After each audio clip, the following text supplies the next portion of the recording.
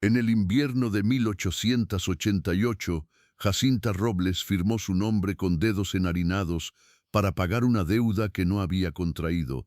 A cambio del horno de su madre, sería enviada al rancho de una pase con cicatrices y 5 niños. Lo que encontró al cruzar esa puerta no fue lo que el pueblo juraba. Era el invierno de 1888 en San Jerónimo del Valle, y el frío no llegaba como una estación, sino como una sentencia. Bajaba de los cerros en ráfagas duras, se colaba por las rendijas de las casas de adobe y dejaba en cada patio una capa de escarcha que parecía volver más pobres a los pobres. En aquel pueblo de hornos viejos, calles de barro y silencios mal repartidos, Jacinta Robles amasaba pan antes del amanecer con las manos enrojecidas y el corazón siempre a medio encogerse. La panadería de los Robles no era grande. Tenía una puerta de madera vencida, un mostrador gastado por los años y un horno de ladrillo que respiraba como un animal cansado. Pero durante mucho tiempo había sido suficiente para sostener a la familia. Su padre, don Leandro, había sabido ganarse el respeto de la gente con pan moreno, bollos de anís y hogazas redondas que olían a refugio. Lo que no había sabido hacer era sobrevivir al último otoño. Una fiebre rápida se lo llevó en apenas 6 días, dejándole a su viuda, Ramona, una deuda de harina, otra de leña y una más peligrosa que todas. La deuda de invierno con don Anselmo Barragán, el prestamista que sonreía poco y cobraba sin piedad. Desde entonces, la panadería seguía abierta, pero apenas respiraba. Ramona se ocupaba de las cuentas y de fingir una firmeza que ya no sentía. Jacinta hacía el pan. Lo hacía mejor que nadie en el valle, aunque casi nadie se lo dijera en voz alta. Tenía 24 años, ojos castaños serenos, el cabello oscuro siempre recogido bajo un pañuelo claro y una manera cuidadosa de moverse como si toda su vida hubiera aprendido a no estorbar. Tartamudeaba desde niña, no siempre, solo cuando la miraban demasiado, solo cuando sentía que la prisa de los otros se le venía encima. Solo cuando alguien le exigía pronunciar el mundo a la velocidad de quienes nunca habían tenido miedo. Por eso hablaba poco. En el pueblo decían que era buena, trabajadora, decente, pero también decían otras cosas. Que una mujer que no podía decir una frase entera sin enredarse difícilmente podría defenderse en la vida. Que la tartamudez era señal de debilidad.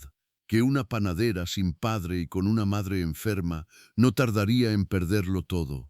Y había quien, con esa crueldad tibia que a veces parece educación, bajaba la voz para decir que nadie la tomaría por esposa mientras tuviera ese temblor en la lengua. Jacinta había aprendido a escuchar sin responder.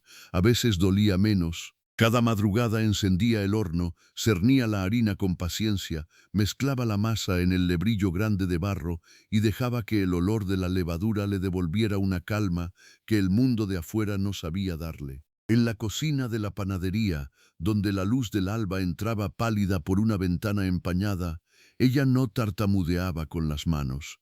Allí todo le obedecía: la sal, el agua tibia, el puñado exacto de manteca, el tiempo de reposo bajo mantas gruesas. Allí no había burla ni apuro, solo el rumor de la masa creciendo como si todavía fuera posible confiar en algo. Pero el invierno no perdonaba ni siquiera a quienes sabían hacer pan. Aquel enero, la harina subió de precio 2 veces en un solo mes. La leña escaseó, los clientes compraban menos. Algunas familias pedían fiado con una vergüenza que Jacinta entendía demasiado bien, y Ramona, aunque sabía que no podían seguir regalando lo poco que tenían, terminaba aceptando. La gente con hambre no puede esperar a la cosecha, decía. Luego tosía, se llevaba el pañuelo a la boca y seguía sumando números en una libreta cada vez más triste. 3 días antes de que todo cambiara, don Anselmo Barragán entró en la panadería con sus botas limpias, su abrigo de paño oscuro y el olor a tabaco caro pegado al cuello. Miró el local como quien calcula cuánto valen las ruinas antes de reclamarlas. Ramona intentó recibirlo de pie, con dignidad, pero el ataque de tos la obligó a apoyarse en el mostrador. Jacinta dejó de amasar y se limpió las manos en el delantal, sin apartar la vista. Don Anselmo abrió su cuaderno, humedeció el dedo y pasó una página con deliberada lentitud. Debían 4 meses de harina, 2 de leña y los intereses del préstamo que don Leandro había pedido para reparar el techo antes de morir. La cifra, pronunciada en voz alta, sonó peor que el viento de afuera. Ramona intentó pedir una prórroga. Dijo que con la fiesta de la Candelaria venderían más, que el pueblo siempre compraba pan dulce en febrero, que solo necesitaban unas semanas. Pero el prestamista negó despacio, como si incluso su paciencia tuviera precio. Lo que no sabía Jacinta era que aquella visita no era la primera ni sería la última. Desde la muerte de don Leandro, don Anselmo llevaba semanas rondando la panadería, haciendo cuentas que no solo tenían que ver con harina y dinero. Había visto a Ramona debilitarse, había visto a Jacinta sostener sola el negocio, y también había oído, como todos en el valle, que en las tierras del norte vivía una pase con cicatrices que necesitaba una mujer que supiera llevar una casa y alimentar bocas ajenas. Se llamaba Elías Nahuen, aunque en el pueblo casi nunca usaban su nombre completo. Para la mayoría era simplemente el apache de las cicatrices. Decían que tenía una marca profunda cruzándole la mejilla izquierda y otra junto al mentón, recuerdo de una pelea vieja o de una guerra que nadie contaba igual. Decían que vivía en un rancho apartado, cerca del arroyo helado, con 5 niños a su cargo. Unos aseguraban que eran sus hijos, otros que solo 2 lo eran y los demás habían quedado bajo su techo por promesas hechas a muertos. Nadie parecía saber la verdad entera. Y como ocurre tantas veces, el pueblo llenaba con miedo lo que ignoraba. Lo llamaban huraño, duro, temido. Pero también se decía que jamás había negado agua a un viajero ni leña a un niño perdido. Aquella tarde, cuando don Anselmo se marchó dejando el aire más frío que antes, Ramona se sentó junto al horno apagado y guardó silencio durante un tiempo demasiado largo. Jacinta la observó en secreto mientras acomodaba las bandejas vacías. Algo en el rostro de su madre había cambiado. No era solo cansancio, era una sombra peor, una decisión acercándose. A la mañana siguiente Ramona no pudo levantarse. La fiebre le había subido durante la noche y la tos le arrancaba el aire en espasmos breves y crueles. Jacinta se hizo cargo de todo. Horneó sola, atendió a los pocos clientes, fue por agua al pozo con los dedos entumecidos y al volver encontró en la puerta a doña Mercedes Varela, la comadre más antigua de su madre. La mujer estaba nerviosa. Entró sin esperar invitación y cerró la puerta detrás de sí. Habló en voz baja, mirando de reojo hacia el cuarto donde Ramona dormía. Le dijo a Jacinta que en el pueblo corría un rumor. Don Anselmo había encontrado una forma decente de cobrar la deuda. Había hablado con un intermediario de las tierras del norte. El apace con cicatrices necesitaba ayuda en la casa. 5 niños, dijo doña Mercedes, 5. El menor apenas caminaba. La mayor, una niña de 11 años, había dejado de hablar con extraños desde la muerte de su madre. Hacía falta una mujer paciente, alguien que cocinara, que horneara, que supiera estar en silencio sin volverlo castigo. Y don Anselmo, con esa moral torcida que se viste de solución, había ofrecido saldar la deuda de los Robles, si Jacinta aceptaba ir. Jacinta sintió que el lebrillo se le resbalaba entre los dedos. No respondió enseguida. Quiso hacerlo, pero la vieja presión le subió desde el pecho a la garganta.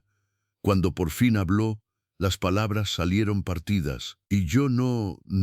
Doña Mercedes la tomó de las manos, compadecida. Le dijo que todavía no era oficial, que quizá Ramona podría negarse, que quizá el prestamista no se atrevería a tanto.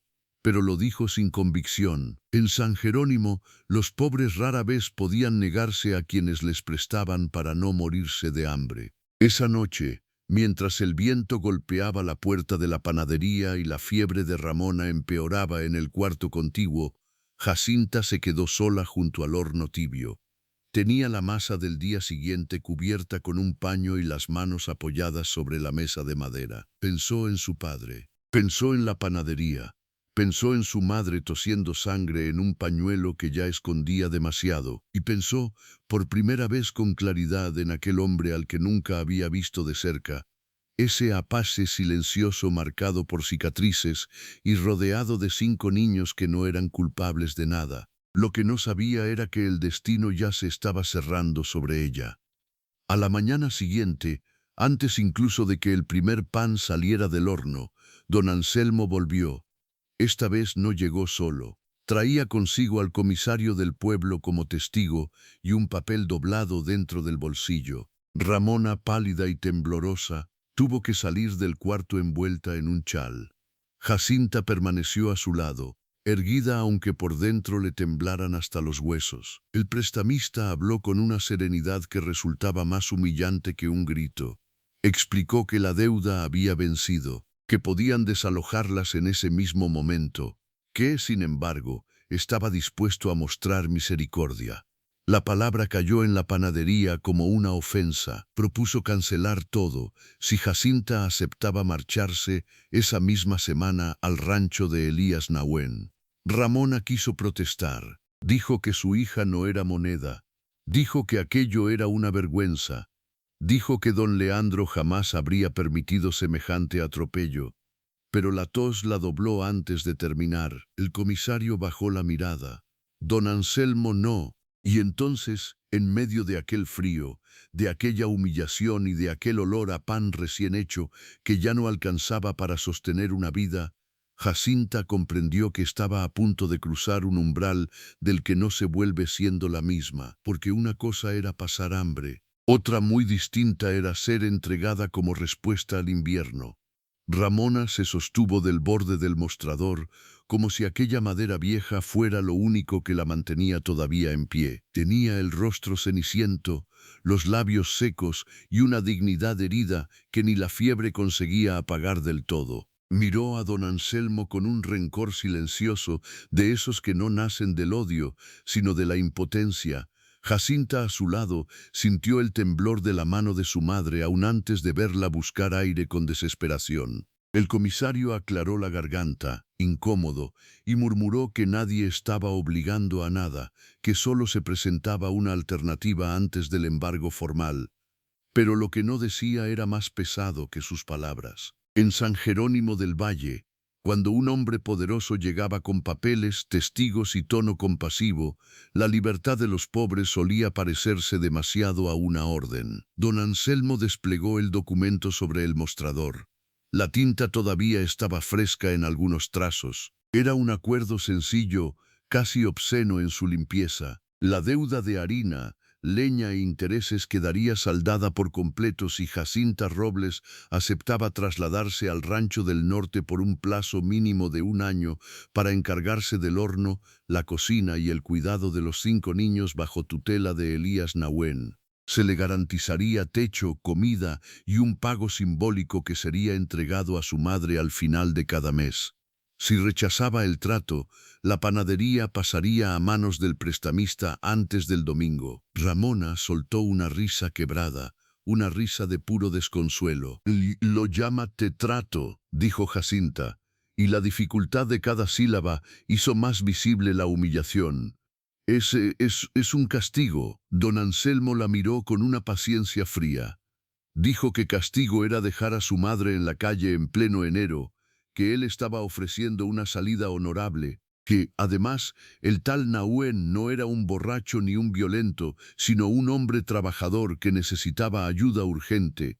5 niños, repitió, como si el número por sí solo debiera ablandarlo todo. 5 criaturas sin una mujer que les cocinara, sin pan fresco, sin una mano firme que pusiera orden donde la muerte había dejado huecos. Lo que Jacinta no sabía era que don Anselmo había elegido cada palabra con cuidado. En el pueblo, la compasión por los niños movía más conciencias que la desgracia de una mujer pobre.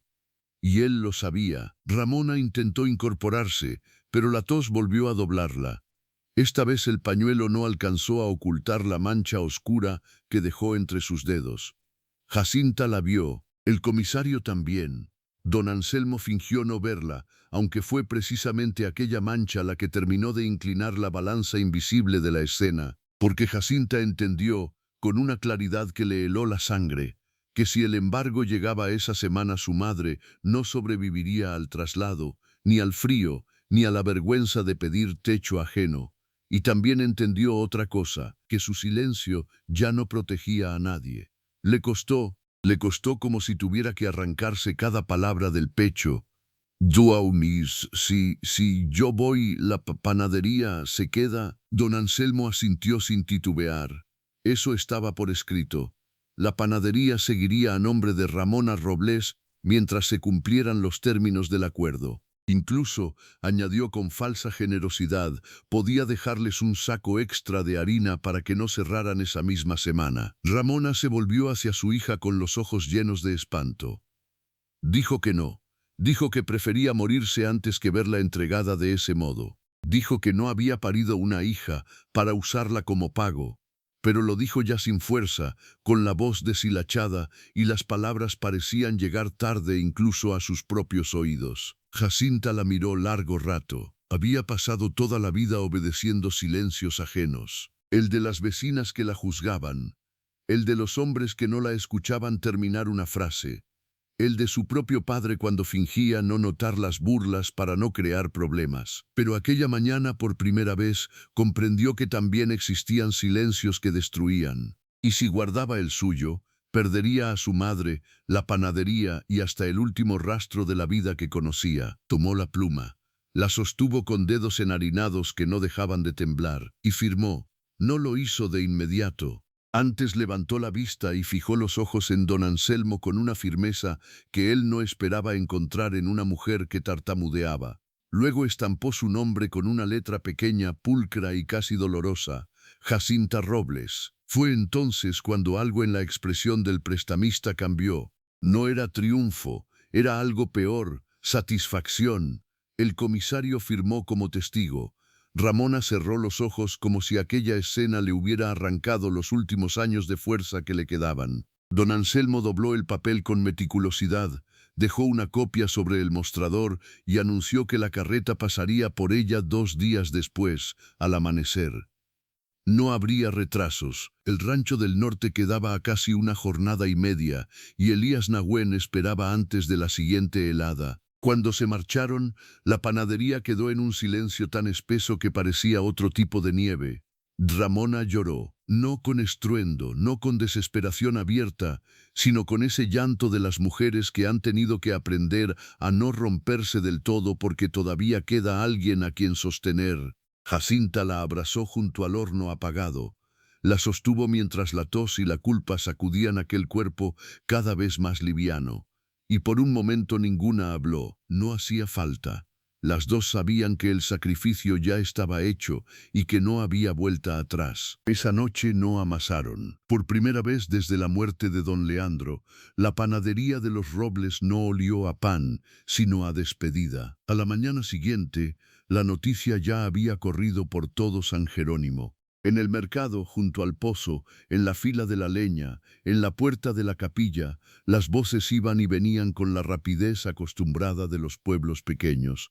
Algunos decían que Jacinta había tenido suerte, que mejor servir en un rancho apartado que acabar en la calle. Otros bajaban la voz para preguntarse qué clase de vida le esperaba con aquel hombre marcado por cicatrices y rodeado de niños salvajes. Y no faltó quien dijera, con esa crueldad barnizada de sentido común, que al menos allí su tartamudez importaría menos que en el pueblo. Doña Mercedes fue la única que entró a ayudarlas sin curiosidad en los ojos. Llevó caldo, leña y una manta gruesa para el viaje. También llevó información que nadie más se habría tomado la molestia de conseguir. Dijo que el rancho de Elías Nahuen estaba cerca del arroyo hondo, al pie de una loma pedregosa donde el viento sonaba distinto por las noches. Dijo que la casa era grande, más de lo que el pueblo imaginaba, pero que desde la muerte de la mujer de Elías se había vuelto silenciosa. Dijo que los niños eran 5, sí, y que no todos eran suyos. La mayor, Inés, tenía 11 años y era hija de su difunta esposa. Los gemelos, Tomás y Lucio, de 8, eran sobrinos que habían quedado huérfanos tras una epidemia en una ranchería vecina. Luego venía Mateo, de 5, hijo de un primo muerto en una crecida del río. Y la más pequeña, Alma, apenas de 3 años, era hija de sangre de Elías y la única que todavía preguntaba por su madre al despertar. Jacinta escuchó cada dato como quien recoge piedras para cruzar un río oscuro. Lo que no dijo doña Mercedes, pero dejó flotando en el tono, fue que nadie en San Jerónimo entendía del todo por qué un hombre como Elías Nahuén había aceptado un arreglo hecho por un prestamista del pueblo. Tal vez por necesidad, tal vez por resignación, tal vez porque 5 niños, un horno apagado y una casa medio vacía pueden quebrar incluso a los hombres más silenciosos. Esa tarde, Jacinta preparó su equipaje, cupo en una sola maleta de cuero agrietado. 2 vestidos oscuros, un delantal bueno, medias de lana surcidas 3 veces, un rosario de cuentas pequeñas, el recetario de su padre escrito en hojas sueltas y una fotografía antigua donde don Leandro aparecía de pie junto al horno, con harina en el bigote y una sonrisa cansada. Dudó antes de guardarla. Luego la puso entre la ropa, como quien esconde un pedazo de casa para que no se lo quite el camino. Ramona la observaba desde la silla junto a la ventana. Cada prenda doblada era una herida nueva. Al caer la noche, le pidió a Jacinta que se sentara a su lado. La muchacha obedeció y apoyó las manos sobre su regazo, como hacía de niña cuando esperaba un consejo difícil.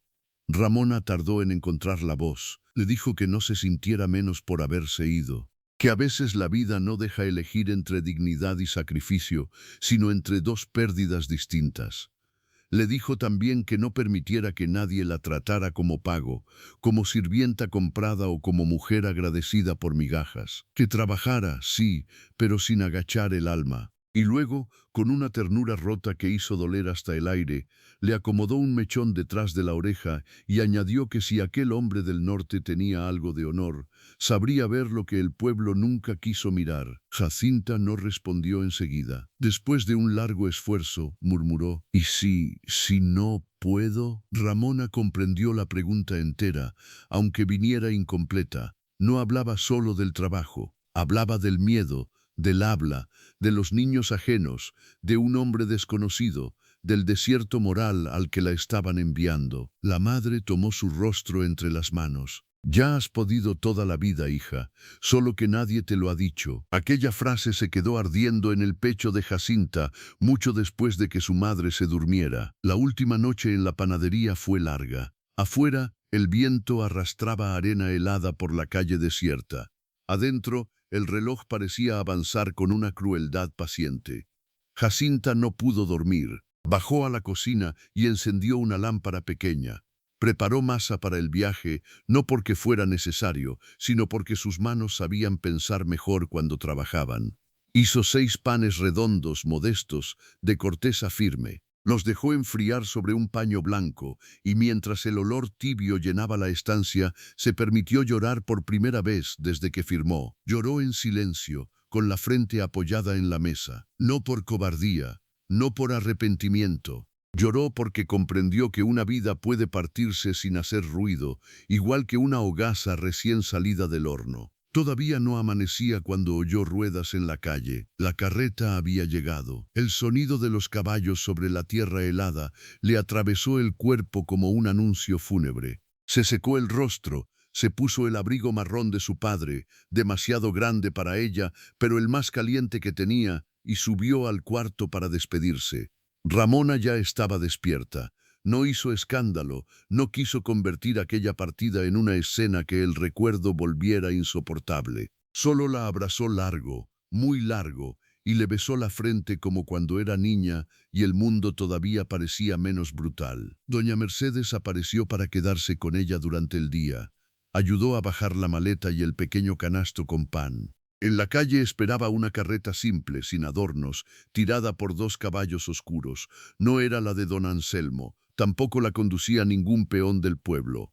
En el pescante iba un muchacho moreno, de unos 17 años, con bufanda de lana y mirada seria. Se presentó como Tobías. Dijo que trabajaba en el rancho del norte desde hacía 2 inviernos y que venía por orden de don Elías. Habló con respeto, sin una sola palabra de más. Jacinta buscó en su rostro alguna pista sobre el hombre al que iba a encontrar. No la obtuvo. Subió a la carreta con ayuda del muchacho. Desde allí vio la puerta de la panadería. la ventana donde su madre seguía de pie envuelta en un chal y el letrero torcido que don Leandro había pintado años atrás. También vio a dos vecinas observando desde la esquina. Una fingía compasión, la otra curiosidad. Ninguna se acercó. Tobías hizo chasquear las riendas. La carreta avanzó, y mientras San Jerónimo del Valle quedaba atrás entre niebla, barro y campanas lejanas, Jacinta sintió que no solo se alejaba de su casa, se alejaba de la versión de sí misma que el pueblo había decidido por ella. Lo que no sabía era que al final de aquel camino, entre 5 niños heridos y un hombre callado con cicatrices en el rostro, la esperaba la primera noche más difícil de su vida. Y también, sin imaginarlo todavía, la primera mirada que no iba a pedirle que hablara deprisa para creer en su valor. El camino hacia el norte se volvió más áspero después de dejar atrás las últimas casas de San Jerónimo. La carreta rechinaba sobre piedras húmedas. Hundía las ruedas en tramos de lodo helado y luego volvía a subir por sendas estrechas, donde el viento parecía esperar agazapado entre los mezquites. Jacinta iba sentada sobre un banco de madera cubierto con una manta basta. Llevaba la maleta a sus pies y el canasto de pan apretado contra el regazo, como si todavía pudiera proteger algo de su antigua vida solo con no soltarlo. Tobías hablaba poco. De vez en cuando señalaba una curva peligrosa o advertía que se sujetara mejor cuando el camino se inclinaba demasiado, pero nada más. No parecía hosco, solo prudente, como si hubiera aprendido que las personas heridas necesitan silencio antes que conversación. Jacinta se lo agradeció sin decirlo. A media mañana, cuando el sol apenas lograba romper la neblina pálida del valle, cruzaron un arroyo delgado sobre un paso de piedras planas. El agua corría oscura y fría entre márgenes endurecidas por la escarcha. Tobías bajó primero para guiar a los caballos y, mientras lo hacía, le dijo algo que hasta entonces no había mencionado. Elías Nahuen no estaba en la casa. Había salido antes del amanecer con 2 mulas y un saco de grano para cambiarlo por medicinas en un asentamiento al otro lado de la loma. Volvería al caer la tarde si el tiempo no empeoraba. Jacinta sintió un vuelco extraño. No supo si agradecer el respiro o inquietarse más. Una parte de ella había pasado todo el trayecto preparándose para el momento de verlo por primera vez. Otra parte, más secreta, temía ese encuentro con la intensidad con que se teme una puerta que ya no se puede dejar cerrada. «¿Los niños?», consiguió preguntar, con la voz apenas más alta que el agua. Tobías la miró de reojo mientras acomodaba las riendas. Dijo que los niños estaban bien dentro de lo posible, que la pequeña Alma llevaba 3 noches con tos, que los gemelos habían vuelto a pelearse la víspera por una navaja de hueso, que Inés ayudaba demasiado para su edad y hablaba demasiado poco desde el entierro de su madre. Y añadió algo más, con una seriedad impropia de sus años, que en aquella casa nadie esperaba una sirvienta, aunque el pueblo lo creyera. Esperaban a alguien que supiera quedarse. Jacinta guardó silencio, pero esas palabras se le quedaron prendidas en el pecho. Siguieron avanzando. El paisaje se abrió al mediodía, dejando ver una franja amplia de valle gris amarillento, cercas torcidas, pastos secos y un cielo tan inmenso que parecía aumentar la soledad de todo lo que había debajo. A lo lejos, encaramada al pie de una loma rojiza, apareció por fin la casa. No era una cabaña miserable ni una choza perdida, como tantas veces le habían hecho imaginar. Era un rancho de piedra y madera, largo y sobrio, con techo inclinado, un porche amplio y un horno exterior de ladrillo que parecía llevar semanas sin encenderse. A un lado había un corral con 2 vacas flacas, gallinas dispersas y una carreta vieja recostada contra una cerca. Más allá, un cobertizo de techo bajo y, detrás de todo, un grupo de álamos desnudos que dejaban pasar el viento con un sonido casi humano. La casa no estaba abandonada, pero sí cansada. Lo primero que vio al acercarse no fue a ningún adulto, sino a una niña de vestido oscuro y trenzas deshechas que estaba de pie junto a la escalera del porche con un balde entre las manos. Debía tener 11 años, tal como le habían dicho. No corrió al ver la carreta, no sonrió. Solo se quedó inmóvil, observando con una quietud que no era timidez, sino costumbre de no esperar nada bueno demasiado pronto. Era Inés. Detrás de ella asomaron dos cabezas idénticas, despeinadas y alerta, con esa energía inquieta de los niños que convierten cualquier llegada en un posible combate. Los gemelos no tardaron en bajar del porche de un salto. Uno llevaba un palo corto a modo de espada, el otro, una cuerda enrollada en la cintura.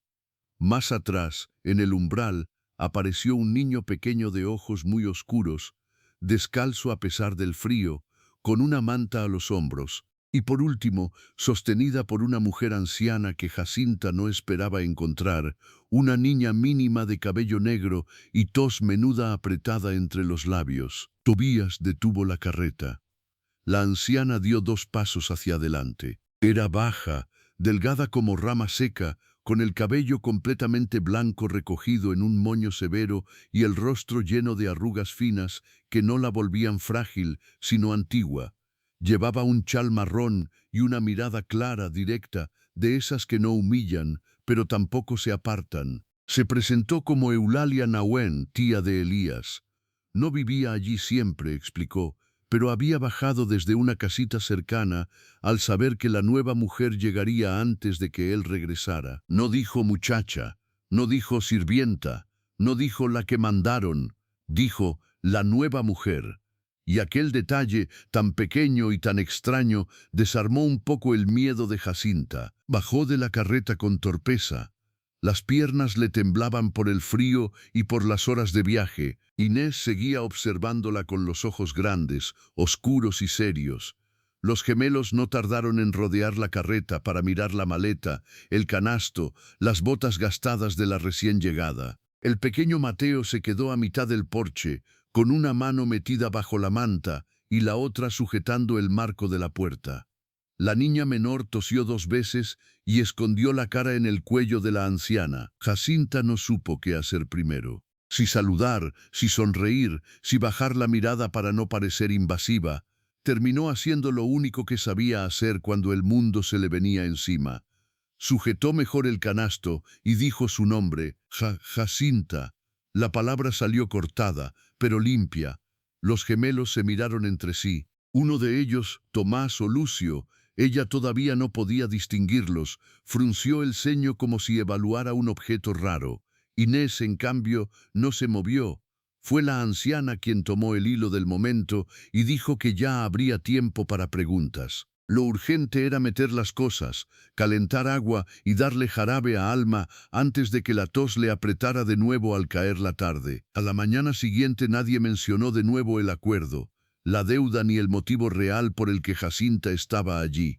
Y ese silencio, lejos de parecerle vacío, fue un alivio. La casa por dentro tenía el mismo aire de fatiga que el exterior. Era amplia, sí, pero estaba vencida por el uso y por la ausencia de manos suficientes. En la cocina había ollas limpias, aunque mal acomodadas, una mesa grande llena de marcas, un aparador donde faltaban 2 puertas y un fogón de hierro que necesitaba atención constante para no apagarse. En una esquina descansaban 3 costales de maíz medio vacíos y cerca de la ventana un lebrillo enorme de barro cuarteado. El olor dominante no era a suciedad, sino a leña vieja, sopa recalentada y ropa secándose demasiado cerca del fuego. Jacinta lo vio todo de un vistazo, y por primera vez desde que firmó el papel en la panadería, entendió con las manos antes que con la cabeza para qué la habían llevado allí. No solo faltaba una mujer, faltaba orden, calor, rutina, pan. Eulalia le mostró dónde dejar la maleta y le asignó un cuarto pequeño al fondo del pasillo. Tenía una cama angosta, una mesa de noche torcida y una ventana desde la que se veía el corral. No era un lugar feo, solo desnudo, como si hubiera estado esperando meses a que alguien lo habitara de verdad. Jacinta dejó allí la fotografía de su padre dentro del cajón y se lavó la cara con agua helada antes de volver a la cocina. Los niños seguían mirándola, no con hostilidad abierta, más bien con esa mezcla de curiosidad y recelo propia de quienes ya han perdido demasiado como para entregarse rápido a una novedad. Inés pelaba papas con una destreza silenciosa que no correspondía a sus 11 años. Los gemelos iban y venían fingiendo ocuparse de cosas pequeñas para acercarse sin parecer interesados. Mateo se había instalado bajo la mesa con una ramita y un carrete roto, y Alma, sentada en una silla alta junto al fogón, tosía de vez en cuando mientras observaba a Jacinta con los ojos inmensos de los niños enfermos. Fue Eulalia quien la puso en movimiento. Le pidió que revisara la despensa, que viera qué podía hacerse con lo que había. Jacinta obedeció. Encontró cebollas, 2 zanahorias blandas, algo de frijoles cocidos, manteca, harina gruesa y un trozo de queso duro envuelto en tela. No era abundancia, pero tampoco hambre total. Preparó una sopa espesa, rehizo la masa de unas tortillas que habían quedado mal mezcladas y sin pensarlo mucho, apartó una parte de la harina para encender el horno exterior antes del anochecer. Lo hizo casi por instinto. Cuando salió al patio con el delantal ajustado y los brazos llenos de leña, Inés la siguió sin hacer ruido. Se quedó a unos pasos, mirando cómo Jacinta limpiaba la boca del horno, retiraba ceniza vieja y probaba el tiraje con una astilla encendida. Aquellos movimientos parecieron despertar algo en la niña. No era alegría, era memoria. Mi mamá también hacía pan afuera, murmuró Jacinta, sin mirarla directamente, más para llenar el silencio que por otra cosa. Inés no respondió. Pero un minuto después entró sola al cobertizo y volvió con más leña seca. Fue el primer gesto. Los gemelos aparecieron cuando el fuego ya estaba vivo. Preguntaron si habría pan dulce. Jacinta negó con una sonrisa breve. No había azúcar suficiente. Entonces quisieron saber si al menos haría hogazas redondas. Ella asintió. Mateo salió por fin de debajo de la mesa y se acercó tanto al lebrillo que terminó con harina en la punta de la nariz. Alma, desde el porche, dejó de toser por un momento para mirar cómo la masa tomaba forma bajo aquellas manos nuevas. Algo había cambiado. No era confianza todavía. Era otra cosa.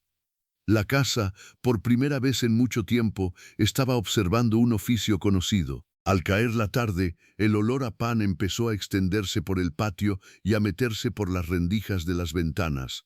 Eulalia se quedó quieta en la puerta de la cocina con una expresión que Jacinta no supo leer enseguida. No era tristeza, tampoco alivio completo. Era el rostro de alguien que reconoce de pronto un sonido antiguo y no sabe si agradecerlo o temer lo que despierta. Lo que Jacinta no sabía era que ese olor no llenaba solo la casa. También estaba llegando hasta el camino del norte, donde un hombre alto de abrigo oscuro y cicatrices en la cara volvía del intercambio de medicinas, con las manos entumecidas y el pensamiento puesto en 5 niños que lo esperaban. Y cuando Elías Nahuen levantó la vista desde la loma y vio humo nuevo saliendo del horno exterior, comprendió de inmediato que la mujer del pueblo ya había llegado. Elías Nahuen descendió la loma con las riendas flojas entre los dedos y el cuerpo vencido por el cansancio de una jornada demasiado larga. La mula que llevaba detrás cargaba 2 sacos pequeños de grano,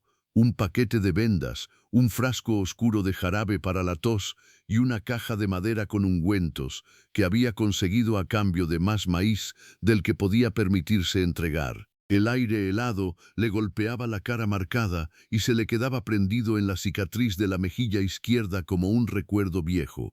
Pero no fue el frío lo primero que sintió al acercarse al rancho. Fue el olor. Pan. Pan de verdad. No tortillas apresuradas sobre hierro caliente. No masa reseca rehecha al amanecer, pan cocido en horno de ladrillo, con corteza firme y centro suave, de ese que llena una casa antes incluso de entrar en ella. Elías tiró apenas de las riendas y el caballo redujo el paso. Desde aquella distancia vio el humo subir en una columna más densa que de costumbre. Vio también a los gemelos corriendo alrededor del porche con una excitación que no había visto en días. Y, junto al horno exterior, distinguió una figura femenina de espaldas, recogiendo una pala larga de madera con una seguridad que no era improvisada. La nueva mujer. Se quedó inmóvil un segundo más de lo necesario. No porque dudara de lo que veía, sino porque aquella escena removió algo que llevaba demasiado tiempo enterrado. Hacía más de un año que nadie usaba ese horno como debía usarse. Desde la muerte de Magdalena, el pan se había vuelto raro en la casa, casi ceremonial. Eulalia subía algunas veces a ayudar, sí, pero sus manos ya no resistían las jornadas largas, y su espalda le recordaba cada invierno que el cuerpo también se cansa de sostener a los demás. Elías había aprendido a resolverlo todo sin pedir demasiado. Guisos sencillos, tortillas, frijoles, caldo cuando había huesos, lo suficiente para sobrevivir. Nunca lo suficiente para que la casa volviera a oler a hogar. Y ahora ese olor lo recibió antes que los niños. Tomás fue el primero en verlo. Soltó un grito breve, llamó a su hermano y los dos corrieron hacia la entrada del corral con la torpeza feliz de quienes todavía creen que toda llegada puede traer algo bueno. Mateo apareció detrás, tropezando con el borde del escalón. Inés no corrió. Bajó el balde que llevaba entre las manos y se quedó de pie en el porche, mirándolo con esa calma alerta que se le había quedado pegada desde el entierro de su madre. Alma tosió dentro de la casa. Eulalia salió un momento después con el chal bien prendido al cuello. Elías desmontó sin decir palabra. Primero revisó el frasco de jarabe, luego descargó los sacos y por último apoyó una mano breve sobre la cabeza de uno de los gemelos, quizá Tomás, quizá Lucio. Nunca había necesitado distinguirlos por el gesto, los conocía por el modo en que respiraban. Uno miraba el mundo como si todo fuera una pelea pendiente, el otro como si todo escondiera un secreto. «Traje lo de la tos», dijo a su tía. Eulalia asintió. Llegó antes del mediodía. Encendió el horno sola, no añadió nada más, no hacía falta. Elías alzó la vista hacia el patio. La mujer seguía junto al horno exterior, había sacado ya las hogazas y las estaba cubriendo con un paño limpio sobre una mesa baja. Llevaba un vestido oscuro, un delantal sencillo y el cabello recogido con una pulcritud que parecía más costumbre que vanidad. No era hermosa en el sentido fácil que usan los pueblos para hablar de una mujer. Era otra cosa, serena, delgada, frágil a primera vista, como esas ramas que el invierno no quiebra porque aprendieron a doblarse antes del viento. Sus movimientos eran precisos, silenciosos, y no tenían nada de la torpeza resignada de quien trabaja por obligación. Entonces ella sintió su presencia, se volvió despacio. Y por primera vez Jacinta Robles vio de frente al hombre por quien la habían arrancado de su casa. Elías era más alto de lo que había imaginado, más ancho de hombros también. Llevaba el cabello oscuro hasta casi la nuca, sujeto con una tira de cuero. La barba corta no alcanzaba a esconder la cicatriz que le cruzaba la mejilla izquierda y se perdía cerca del mentón, ni otra más pequeña junto a la sien. Pero no fue eso lo que más la impresionó. Fue la mirada, oscura sí, pero no dura de la manera en que el pueblo la había preparado para temer. Era una mirada contenida, cansada, como si hubiera aprendido a vigilar antes de hablar, como si llevara demasiado tiempo ocupándose de todo sin poder permitirse el lujo de derrumbarse. Jacinta notó que tenía harina en las manos y quiso limpiárselas en el delantal, pero se detuvo a mitad del gesto. El corazón le golpeó con fuerza.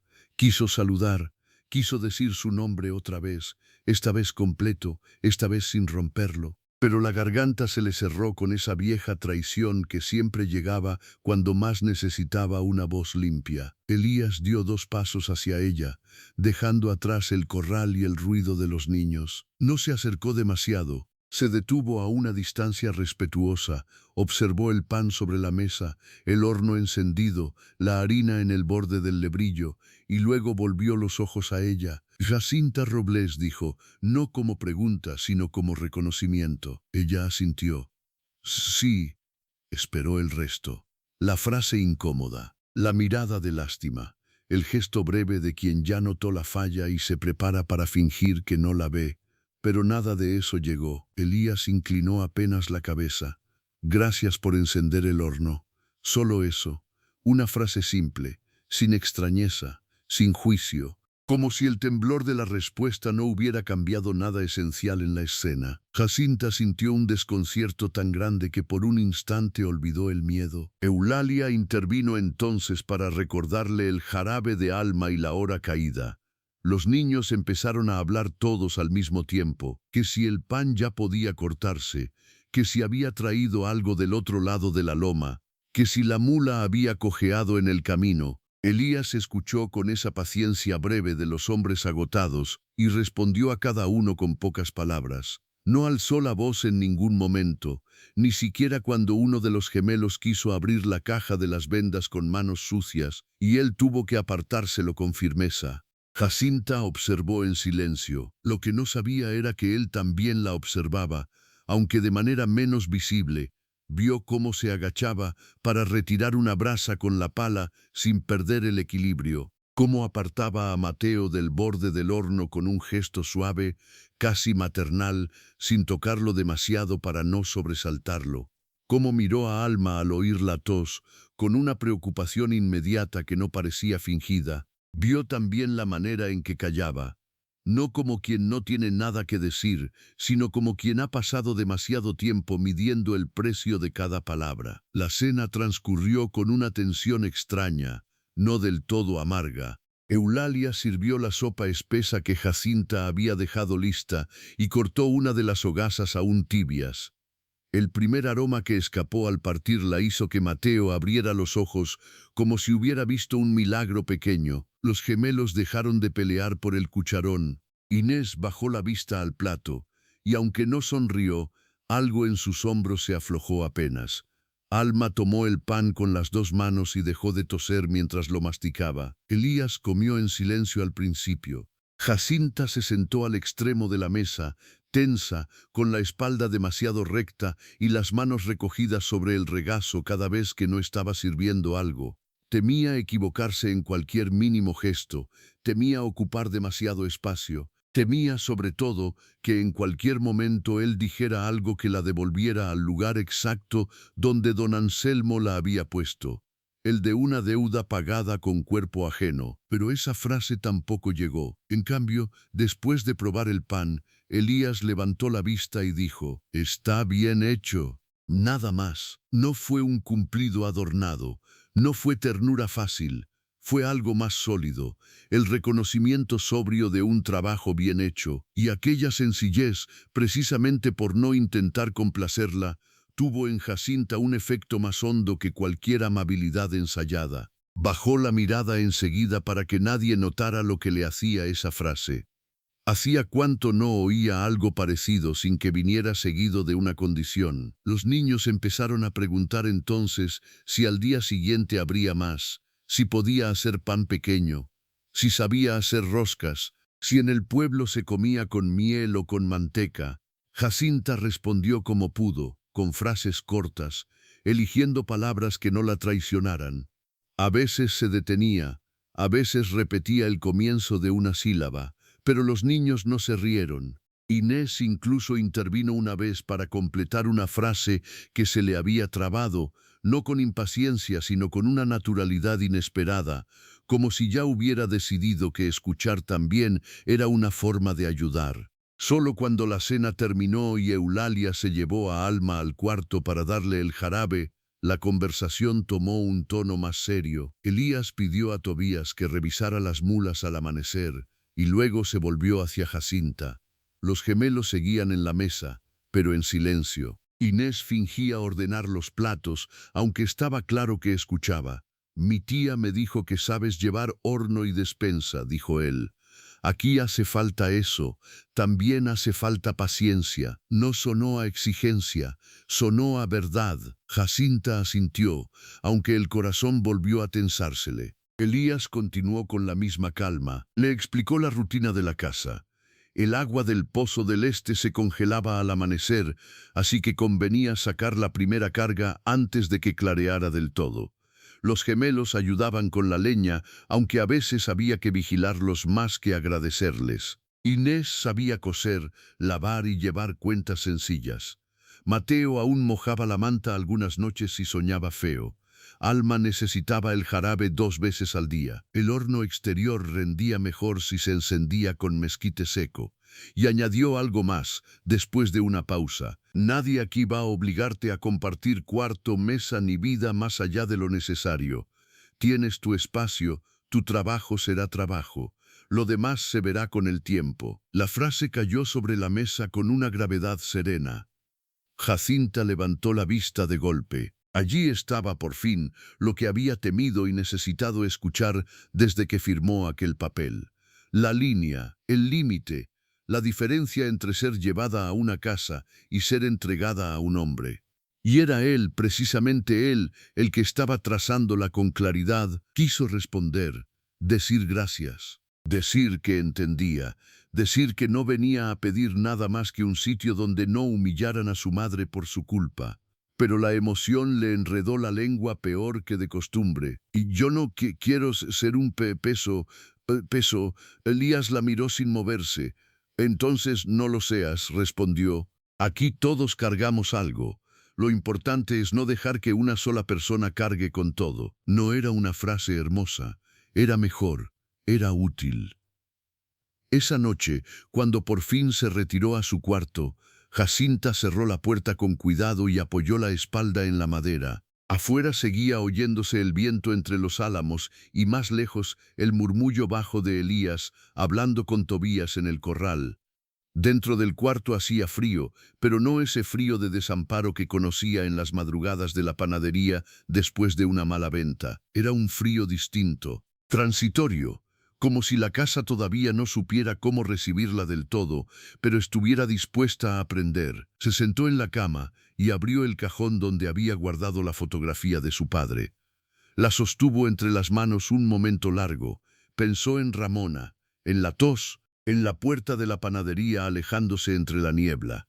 Pensó también en la mesa de aquella noche, en el pan partido, en los niños callando para oírla terminar una frase, en el hombre de cicatrices que no había intentado poseer ni su miedo ni su silencio. Algo en su pecho, tan tenso durante días, cedió apenas. No era paz todavía, era otra cosa, un respiro. Lo que Jacinta no sabía era que, en el cuarto del otro extremo de la casa, Elías Nahuén permanecía despierto, sentado junto a la ventana, pensando en la mujer que había llegado por obligación ajena y había encendido el horno como si aquella casa mereciera volver a oler a pan. Y por primera vez en muchos meses, mientras escuchaba a Alma toser menos y a los gemelos discutir en voz baja antes de dormirse, se permitió imaginar que quizá el invierno no sería tan largo como había temido. Los días siguientes comenzaron a acomodarse con la lentitud con que se acomoda una casa que ha sufrido demasiado.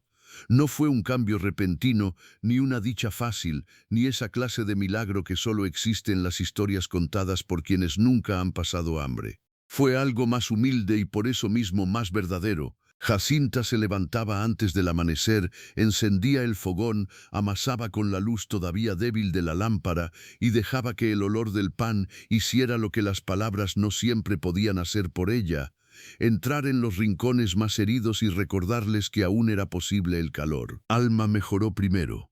El jarabe que Elías había traído, las infusiones de Eulalia y el vapor tibio de la cocina fueron soltándole la tos del pecho poco a poco. La niña empezó a seguir a Jacinta por la casa con sus pasos inseguros y su manta a rastras, sentándose en el suelo mientras ella amasaba, como si necesitara comprobar que aquella mujer nueva no iba a desvanecerse de un momento a otro. Mateo tardó un poco más en acercarse, pero una tarde, mientras Jacinta remendaba un pantalón junto a la ventana, se quedó dormido con la cabeza apoyada en su regazo. Ella no se movió durante casi una hora por miedo a despertarlo, y cuando Elías entró y vio aquella escena, no dijo nada. Solo dejó la leña junto al fogón con una suavidad inusual, como si también él temiera romper algo frágil. Los gemelos fueron otra historia.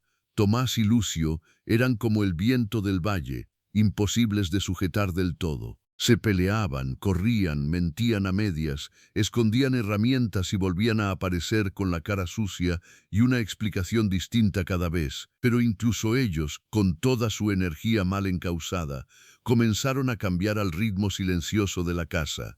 Jacinta no les gritaba, no sabía hacerlo. Tampoco intentaba imponerse con dureza. Les daba tareas concretas, pan caliente al volver del corral y una mirada firme cuando fingían no haber oído. Fue suficiente. Un mediodía, mientras cortaba una hogaza en la mesa, escuchó a uno de ellos decirle al otro, «Hazle caso». No dijo a la mujer, no dijo a la del pueblo, dijo, «Hazle caso». Y aunque nadie más pareció notarlo, algo en Jacinta se estremeció. La más difícil fue Inés. No porque fuera rebelde, no lo era. Lo difícil en ella era el silencio, un silencio de niña que había dejado de ser niña demasiado pronto. Ayudaba en todo, recordaba el jarabe de Alma, remendaba mangas, contaba huevos, barría el porche y vigilaba a sus hermanos con una seriedad que no correspondía a sus 11 años. Pero apenas hablaba, y cuando hablaba, era como si eligiera cada palabra para no desperdiciar ninguna. Jacinta la reconoció enseguida, aunque por razones distintas. Sabía lo que era vivir midiendo la propia voz. La cercanía entre ellas no nació de una gran escena, sino de pequeñas tareas compartidas. Una mañana, mientras colgaban ropa entre los álamos desnudos, Inés le preguntó si en San Jerónimo nevaba tanto como allí.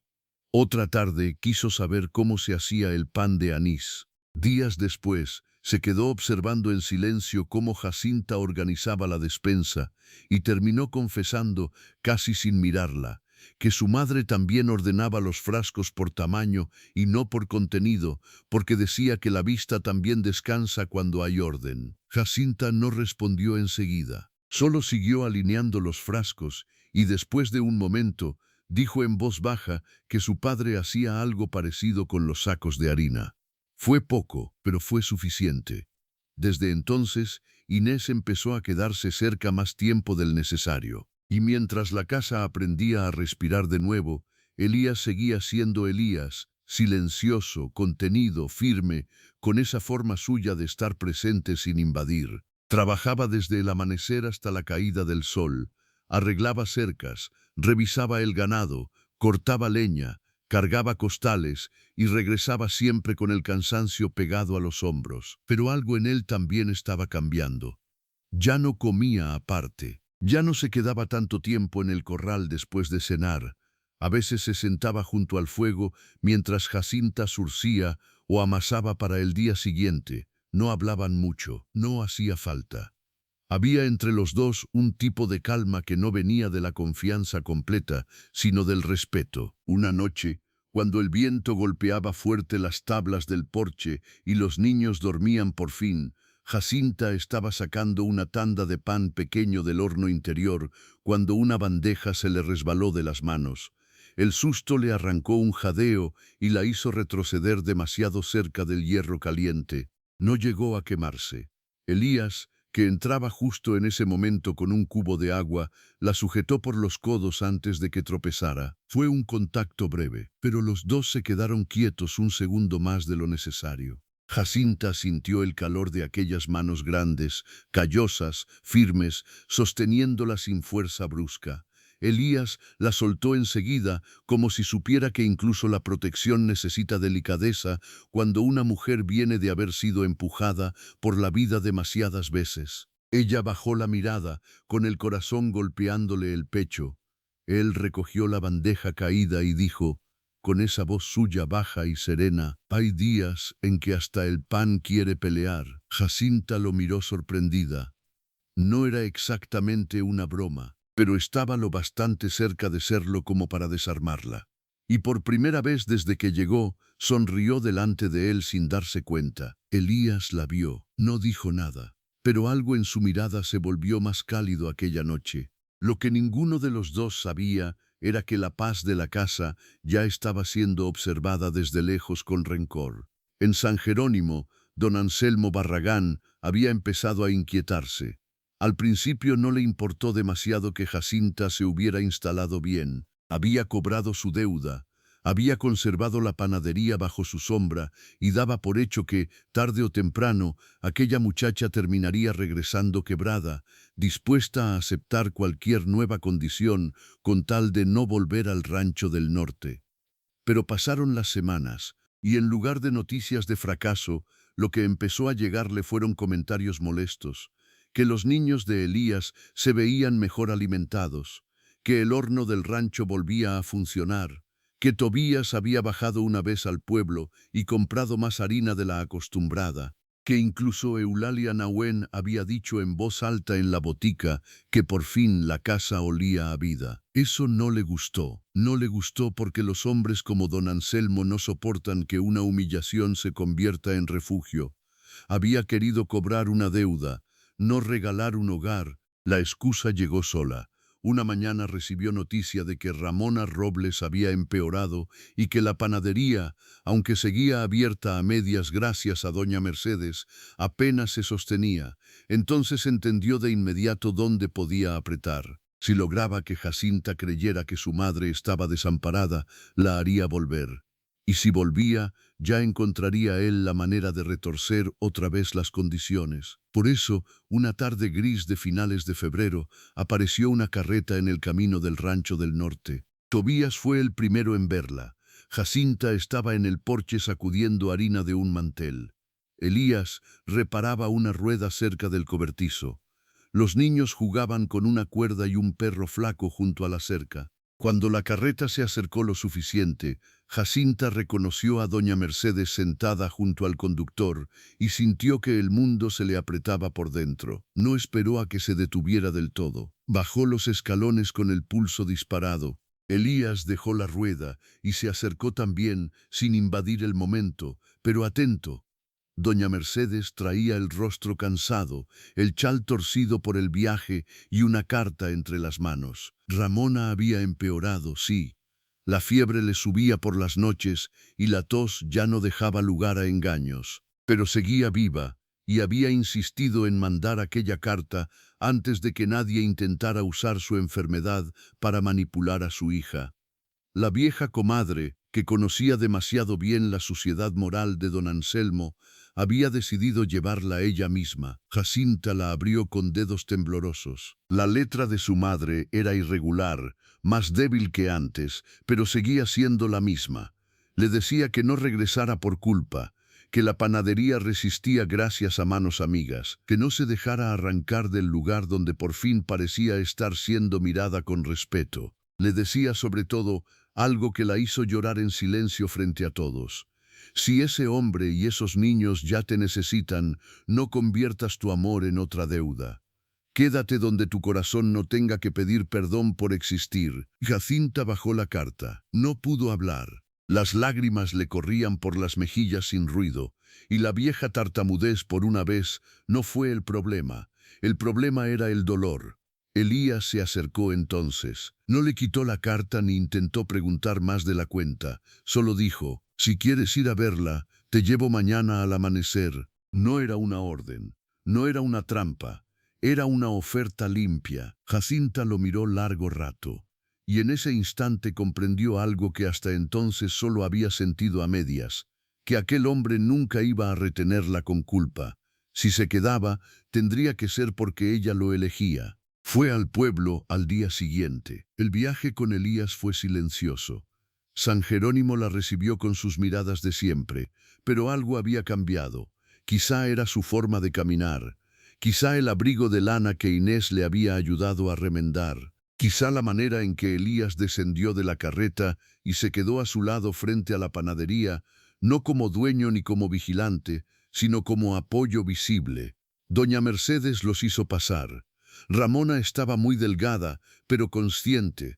Cuando vio a su hija entrar, sonrió con la poca fuerza que le quedaba y luego miró a Elías con una claridad que lo obligó a bajar apenas la cabeza. No hablaron mucho. Ramona no podía, pero tomó la mano de Jacinta, luego la de Elías, y las dejó juntas sobre la manta un segundo. Fue un gesto breve, suficiente. Ni uno ni otro lo olvidaría. Don Anselmo apareció esa misma tarde, creyendo quizá que aún podía imponer algo. Llegó con su cuaderno de cuentas y su voz de falso amparo. Empezó a hablar de gastos, de medicinas, de la fragilidad de una viuda enferma, de la necesidad de revisar el acuerdo, Pero no terminó, porque Elías Nahuen, que hasta entonces había permanecido callado junto a la puerta, dio un paso al frente. No alzó la voz, no hizo falta. Sacó del bolsillo interior de su abrigo un papel doblado. Era el recibo original del acuerdo, firmado por don Anselmo y el comisario, y junto a él otro documento más reciente, una transferencia legal de parte de la deuda de la panadería, saldada con el dinero obtenido por una venta de ganado que Elías había hecho 2 semanas antes sin decir nada en casa. La deuda restante quedaba extinguida. La panadería libre de cualquier reclamo del prestamista. Don Anselmo palideció. Jacinta volvió la cabeza hacia Elías con una mezcla de asombro y emoción que la dejó sin aire. Él no la miró enseguida. Primero dejó los papeles sobre la mesa, frente a Ramona y doña Mercedes, como quien no busca exhibirse, sino cerrar una injusticia. Luego dijo, por fin, nadie vuelve a usar esta casa para cobrar humillaciones. Aquella frase lo cambió todo. No porque sonara grandiosa, sino porque era verdad. Don Anselmo intentó protestar, buscar resquicios, hablar de intereses, de plazos, de condiciones mal entendidas, pero el comisario, que había sido avisado por doña Mercedes y apareció justo entonces en la puerta, puso fin al asunto con una severidad nueva. El prestamista tuvo que marcharse con su cuaderno apretado bajo el brazo y el orgullo herido para siempre. Ramona lloró después. Jacinta también. Elías permaneció un poco aparte, dándoles el espacio que merecía aquel momento, hasta que la viuda lo llamó con un gesto débil y, cuando él se inclinó para oírla, susurró algo que solo Jacinta alcanzó a escuchar. Gracias por no comprar a mi hija. Gracias por reconocerla. Regresaron al rancho 2 días después. Ramona quedó al cuidado de doña Mercedes y del médico del valle, con la panadería a salvo y una paz que hacía tiempo no conocía. Jacinta volvió distinta, no más ligera, porque el dolor por la enfermedad de su madre seguía allí, pero sí más entera. Había visto con sus propios ojos qué lugar ocupaba en la vida de Elías, no el de una obligación, sino el de alguien a quien él estaba dispuesto a defender sin pedir nada a cambio. Esa noche, cuando los niños dormían y el viento ya no golpeaba tan fuerte, Jacinta salió al porche. Elías estaba sentado en el escalón más bajo, mirando la oscuridad del valle. Ella se acercó despacio y se quedó de pie a su lado. Le costó hablar. Le costó como le había costado siempre, pero esta vez no por vergüenza, sino porque algunas verdades pesan más que el miedo. Nadie había hecho eso por mí. Elías no se volvió de inmediato. No era solo por ti, dijo, era por lo que estaba mal. Jacinta sonrió apenas, con lágrimas cansadas todavía en los ojos. Aún así, lo hiciste. Hubo un silencio largo, hermoso. Luego él alzó la vista hacia ella. Jacinta, dijo con una calma que le tembló apenas al final. Si alguna vez decides irte, yo mismo te llevaré. Pero si decides quedarte, no quiero que sea por la deuda, ni por los niños, ni por costumbre. Quiero que sea porque aquí también está tu casa. Aquello fue más que una declaración. Fue una puerta abierta. Jacinta sintió que todo el dolor de los últimos meses, toda la humillación, toda la soledad de los años en San Jerónimo, se reunían en su pecho para empujar una sola respuesta. Se sentó a su lado. No lo miró al principio. Apoyó las manos en la falda, respiró hondo y dejó que la verdad saliera como pudiera, rota o no, pero suya. Quiero quedarme. Elías cerró los ojos un instante, como si hubiera estado conteniendo el aliento desde hacía demasiado tiempo. Entonces la miró, y por primera vez desde que Jacinta lo conoció, sonrió de verdad. No fue una sonrisa amplia, fue algo más raro y más valioso. La expresión de un hombre que lleva mucho dolor a cuestas y, aún así, descubre que todavía puede recibir una bendición sin desconfiar de ella. Meses después, cuando la primavera empezó a tocar con verde tímido las orillas del arroyo y el horno del rancho, ya era el corazón indiscutible de la casa. Los niños dejaron de decir Jacinta para llamarla como el amor manda cuando se ha ganado el lugar con hechos. Alma fue la primera, luego Mateo, después los gemelos, fingiendo que no importaba, Inés tardó más, pero una tarde, al verla coser junto a la ventana, murmuró mamá con una naturalidad tan suave que a Jacinta se le llenaron los ojos de lágrimas sin remedio. No hubo gran ceremonia para entender que la familia ya estaba hecha. La boda llegó después, sencilla, bajo un cielo claro y con Ramona aún viva para verla, sentada en una silla junto al porche, envuelta en un chal y llorando con una paz humilde. No hizo falta lujo, bastó el pan recién hecho, los niños limpios, la mano de Elías sosteniendo la de Jacinta como si supiera el valor exacto de lo que tocaba. Y así, en aquella casa del norte donde una vez solo hubo cansancio, volvió a haber pan, risas, jarros de leche tibia, ropa tendida al sol y una dignidad tan callada como firme, porque al final no fue el pueblo quien decidió el destino de Jacinta Robles. No fue la deuda, no fue el miedo, fue la mirada serena de un hombre que no quiso poseerla, sino proteger el lugar donde ella pudiera por fin existir sin pedir disculpas. Y quizá por eso esta historia dejó una huella tan honda en el valle, porque a veces la vida no salva con estruendo. A veces salva con un horno encendido, 5 niños esperando a la mesa y una sola frase dicha a tiempo: aquí también está tu casa.